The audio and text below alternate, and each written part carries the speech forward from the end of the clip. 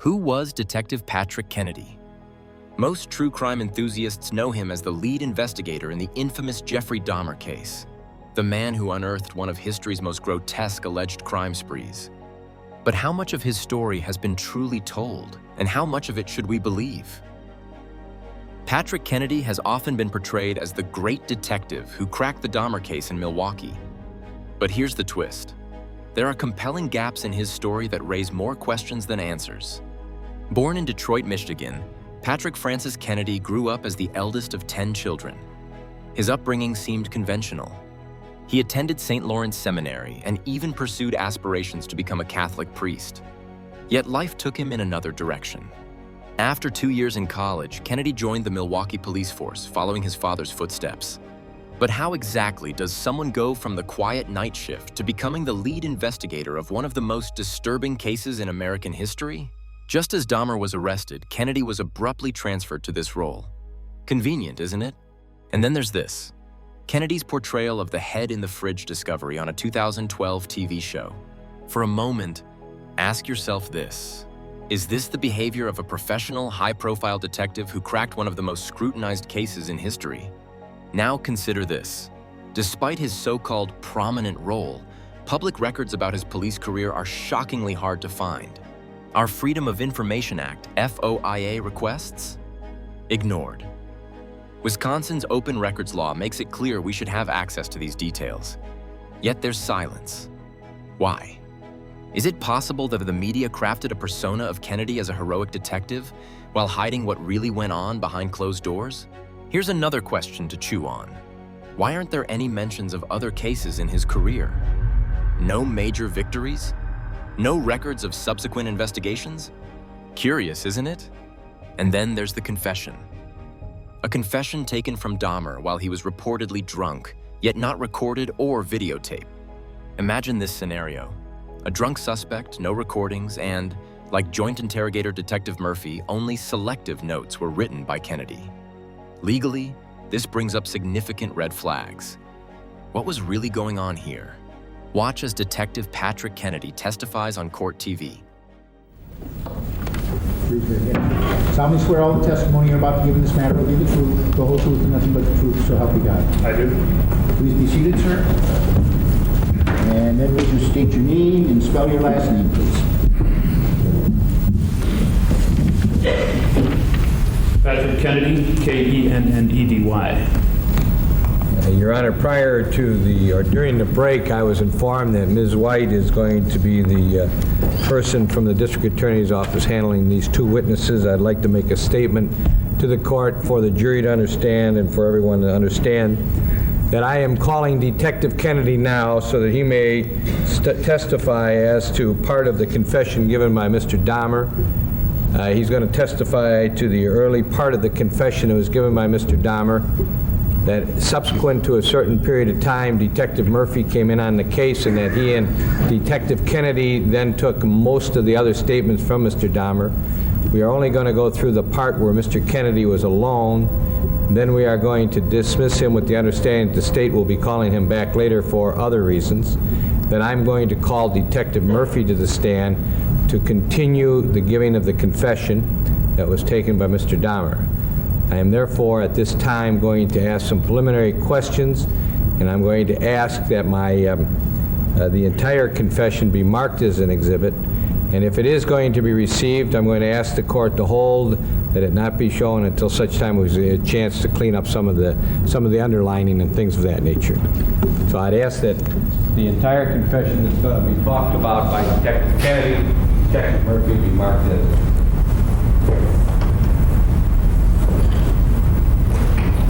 It's all correct, Your Honor. Just so the record's clear, I'm showing you Defendant's Exhibit Number 1 for identification, and I ask you, if you look at that briefly, do you know that to be the confession that you and Detective Murphy took from Jeffrey Dahmer, and especially the first 4 pages as being part of that confession, with you personally took from Mr. Dahmer while Detective Murphy was not present?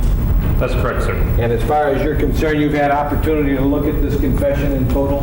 Yes, sir, I have. And the documents that I showed you, the confession that was taken? Yes, sir, it is. I move, Your Honor, that it be received into evidence as Defendant's Exhibit 1, the confession given by Mr. Dahmer to the Milwaukee Police Department over a period of days, which will be identified as we go along, with the understanding that I will have an opportunity to remove superfluous things from this document that do not have any relevancy to the issue before this court in this case.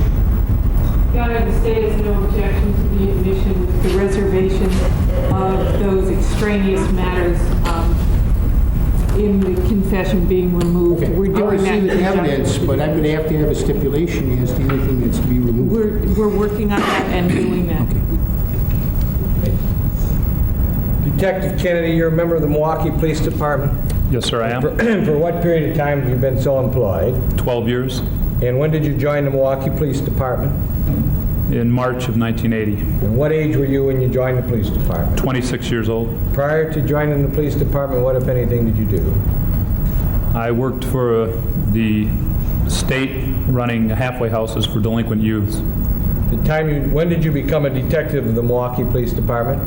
Not quite 3 years ago. And since that time, you've been functioning as a detective with the department? That's correct, sir. There come a time on July the 23rd, 1991, while in the course of your official duties as a detective of the Milwaukee Police Department, you came across the person of Jeffrey Dahmer, he being the gentleman seated next to my associate Wendy Patrick. Yes, sir, that's true. Let the record reflect that Detective Kennedy has identified Mr. Dahmer. No objection. Detective Kennedy, what were the circumstances under which you became aware of Mr. Dahmer, and would you tell the court and the jury how that came about, please? I was working on a homicide squad on the late shift. My partner, Michael Dubas, and myself were sent to Mr. Dahmer's apartment to investigate a head which was found in the refrigerator. And that apartment was located at 924 North 25th Street in the city and county of Milwaukee? That's correct, sir. What apartment was Mr. Dahmer's apartment? What was the number? Number 213. Did you have occasion at that time to make some observations concerning that apartment? Yes, sir, I did. But since I've already informed everyone here that we're going to only talk about the statement, we'll limit that aspect of your testimony to that, okay? Yes, sir. All right. Did you start talking to Mr. Dahmer about anything? While I was in the apartment, sir? Yes, sir. No, sir. Did you have occasion to transport him from the apartment? Yes, sir, I did. And who did you transport him with? In a Milwaukee police van, which is used to convey prisoners, Squad 93, Police Officer Alan Chesel, and myself. So you started taking him down where? Downtown? That's correct, sir. And he was in custody. Yes, sir, he was. You advised him of his constitutional rights. Yes, sir, I did. You told him about all of his rights. Yes, sir. Did you ask him if he wanted to make a statement? Yes, sir, I did. And did he make such a statement to you? Yes, sir. All right. You also advised him that he that he had a right not to have an attorney if he wished. That is correct. Okay. All right. Tell us what you said to Mr. Dahmer and what he said to you during the time that you were present with him, where Detective Murphy was not. Okay. Yes, sir. Would you You like may me? read from the exhibit if you wish. Okay, sir. At this time, I rode along with the suspect Jeffrey L. Dahmer in Squad 93 down to the CIB. Explain what that is, CIB. It's called the initials for the Criminal Investigation Bureau. That's the Detective Bureau. Please. Once at the CIB, I advised Jeffrey L. Dahmer of his constitutional rights, and he stated that he fully understood them and that he wished to freely make a statement regarding the incident. Can you tell us what time of the morning, night, or day it was? This was approximately 1 o'clock in the morning. Okay, that would have been on the morning of the 23rd or the morning of the 24th? That would have been on the morning of the 23rd. Okay. Continue on, please. At this time, Mr. Dahmer states that he is 31 years of age, born in Milwaukee, Wisconsin. He states he moved to Richfield, Ohio when he was about 6 years old, and he was raised there and attended and graduated from Revere High School. He states he spent 3 years in the Army after graduation and moved back to Milwaukee when he was approximately 23 years old or so. The subject states he has a father who lives in Pennsylvania and a mother who lives in California. He states he has one brother, 26, living in Cincinnati, and his grandmother on his father's side lives in Milwaukee.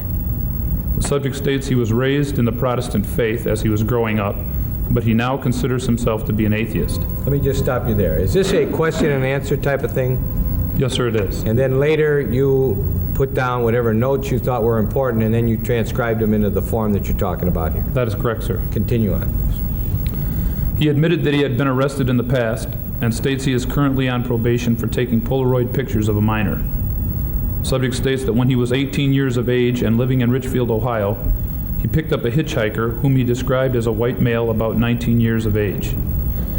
He states he took him home and had homosexual sex with him, and states they were drinking beer and became intoxicated.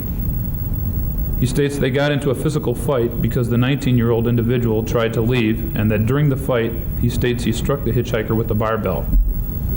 He states that the blow of the barbell caused the death of the hitchhiker. And at this time, he took the body out into a wooded area by his house and left it there to decompose for about 2 weeks. Let me stop there.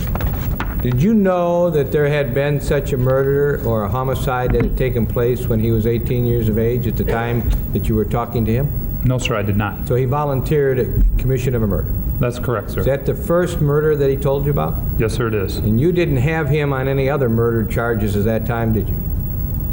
I realized that there was a head in the refrigerator. I understand that, but no, you didn't sir, I have a didn't. murder. You didn't say you're under arrest for the murder of. No, sir. Okay, go ahead, continue on, please.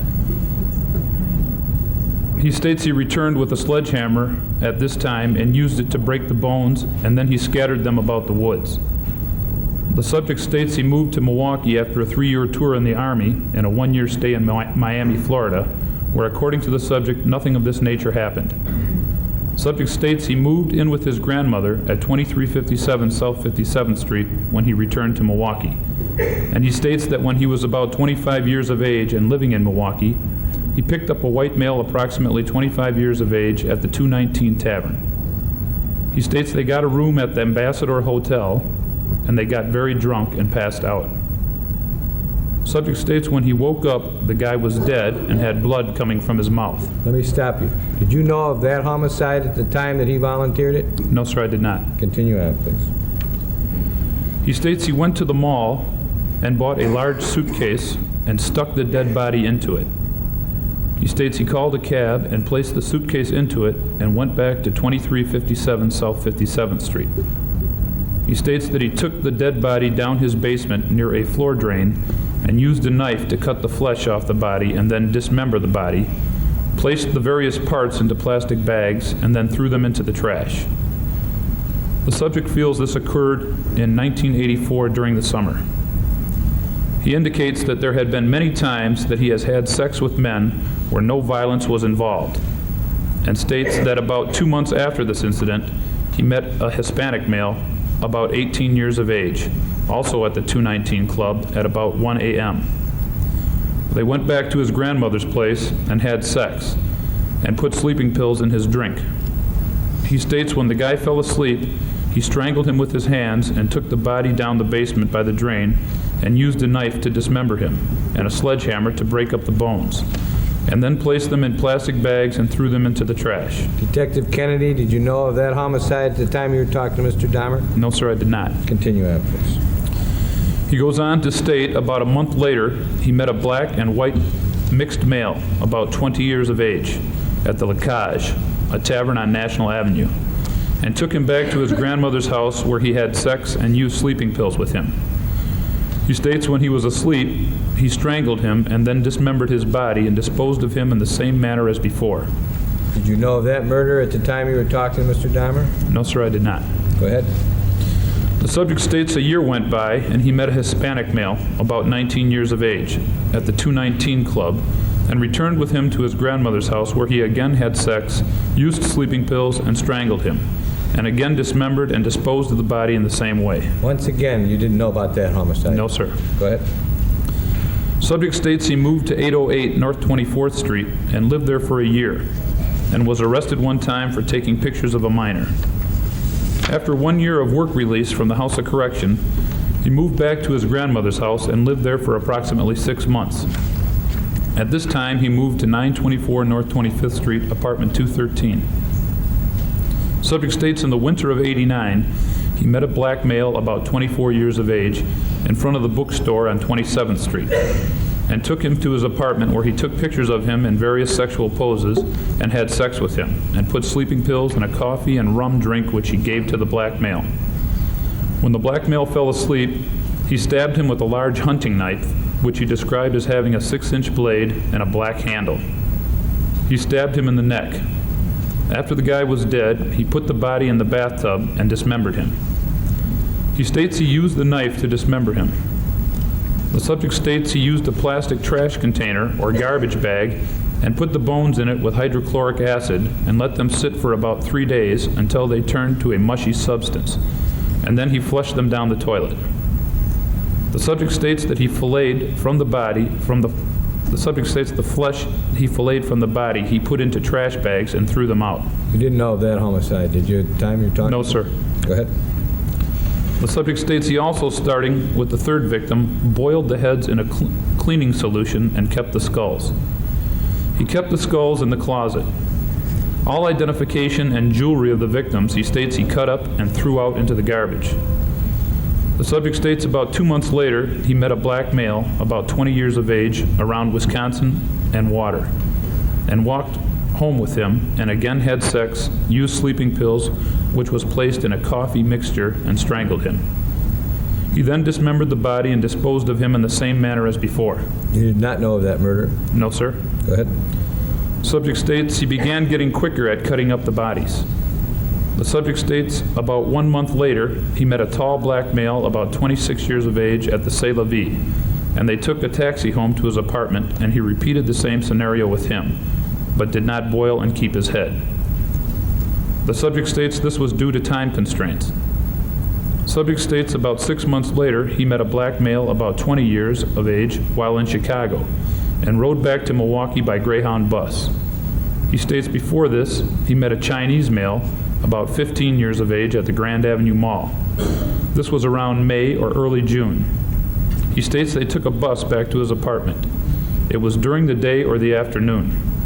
He states the Chinese male posed for Polaroid photos, and then he gave him sleeping pills in the coffee and rum drink.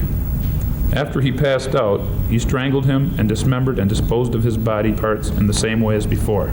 Once again, these last 2 or 3 murders he's talking about, you had no idea about. That's correct, sir. Go ahead.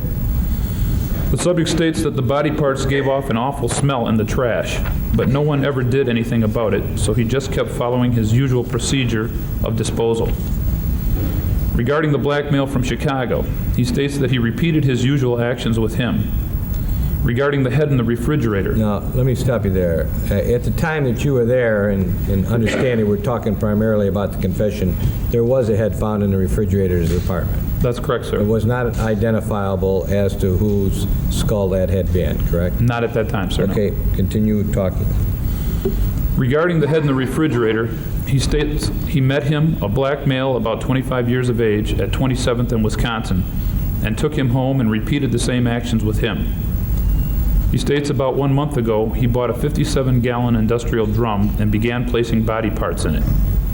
Subject states on about 7/19 of 91, he met a white male about 25 years of age near Marquette University and took him home, had sex with him, gave him sleeping pills in the coffee rum drink, strangled him and filleted him in the bathtub, dismembered him, and placed the body parts in the industrial drum. Another homicide you did not know about. That's correct, sir. Go ahead. Regarding the Chinese male, the subject states that after giving him sleeping pills, he fell asleep, and he, the subject, went to the bar on 27th Street. He states that as he left the bar, he saw the Chinese guy running down the street naked, and the police saw him and stopped him. And he was not speaking any English, so he talked with police and said that he was a friend of his and that he was staying with him. At this time, he took the Chinese guy back to his apartment, gave him some more coffee and rum solution with the sleeping pills in it, and after he fell asleep again, he strangled him, dismembered him, and disposed of him in the usual way. He then boiled his head. He states it takes about an hour to boil a head. Regarding his last victim, he states that his ID can be found in the bedroom of his apartment. Was that a fact? That is correct, sir. Go ahead. Regarding 7/23 of 91. That's the evening or the early morning hours when he was arrested. Yes, sir. The subject states he met a black male about 25 years of age at the mall on Wisconsin Avenue. He states he offered him $20 in cash to let him take some nude pictures of him. Once at his apartment, they drank rum, and he, the subject, got intoxicated. When you say the subject, you mean who? Mr. Dahmer. Okay. Subject states that he tried to put handcuffs on the victim, and the victim ran out and got the police. Subject states he is not sure what happened next because he was drunk. Regarding the handcuffs, he would ask his victims if they would allow him to take a bondage picture with the handcuffs on, and that is how he would get them handcuffed. The subject states there is an ID from the male he met on 27th in Wisconsin in his wallet. Is that a fact? Was that a fact? Yes, sir, it was. Go ahead. The subject states that all his victims knew that homosexual activity was the idea and possibly pictures. At this time, after the subject gave me this statement verbally, I advised him that I would like to write it down verbatim on paper. However, before I did so, I would like to get another detective to sit in and be witness to this statement. He stated he understood and that he wished to cooperate, and at this time I went and got Detective Dennis Murphy, who entered the room. And together we reiterated his constitutional rights, which he stated he understood and that he wished to waive them in order to help us with this investigation. It was during this time that a 4-page confession was written out by myself, Detective Kennedy, and read back to the subject, who also read it and then stated that it was accurate and true. And then he signed it Jeffrey Dahmer. He also initialed each page of the 4-page confession. It should be noted that during this entire time that I spoke with the subject, Jeffrey Dahmer, he was given numerous cigarettes, 4 to 5 cups of coffee, 2 glasses of water, 2 cans of Coca-Cola. He was also allowed to use the bathroom upon request. This entire confession started at approximately 1:30 a.m. and finished at approximately 7:15 a.m. After the confession was completely written out, read over, and signed by the subject, he was asked if there was anything that he would like to do or if he was hungry. He stated that he was not hungry and probably will not be hungry for a long time. However, he would just like to sit and talk about the offenses a little bit more. The conversation which followed at this time has been recorded by Detective Dennis Murphy, and he will file a detailed supplementary regarding what was said during this interview. Okay. Now, you understand now that I understand that you're going to be called back later for additional questioning by either side. Yes, sir. But during the time, just so it's clear, he was very cooperative, Yes, sir, he was. and he was not intoxicated. No, sir, he was not. And he seemed to understand what you were asking him, and you understood his answers. Yes, sir, he did. So this was done in a colloquy back and forth, and what you're telling us here is you put down these words after you talked to him, looking at your notes, and then eventually he signed the papers. That's correct, sir. Were these the papers that he signed? These papers here? Yes, sir. No, sir. Okay, something else that you wrote out. That is correct, sir. Is it exactly the same thing, only in handwritten form? Yes, sir, it is. So you wrote everything here out in handwritten form. Mr. Dahmer read it, said it was correct, signed it, and then you took all of that same information and typed it up, and that's what you just read. That's correct, sir. Okay. And we'll see you again, Detective Kennedy. Any questions at this time? Not at this time. Detective Kennedy may be recalled at a later time. Okay, give me a step down, sir. Detective Murphy.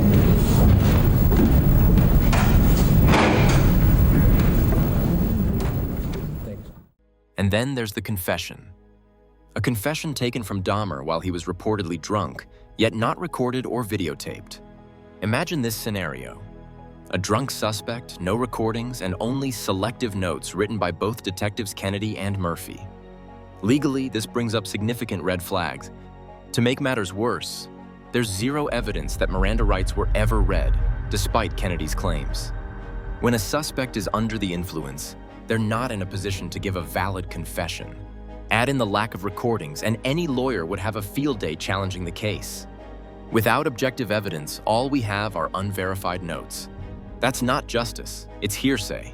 While Kennedy became a media figure, performing in documentaries and films, his actual role in law enforcement remains a mystery. Maybe he was just a cop who happened to be in the right or wrong place at the right time. Or maybe his story is nothing more than smoke and mirrors. So what do you think? Is Patrick Kennedy the great detective history claims? Or is there something darker, something we've missed, hidden between the cracks of this infamous case? Drop your thoughts in the comments. We'd love to hear what you think of Patrick Kennedy's role in the case. And remember, Hit subscribe to join us as we uncover the hidden truth about Jeffrey Dahmer.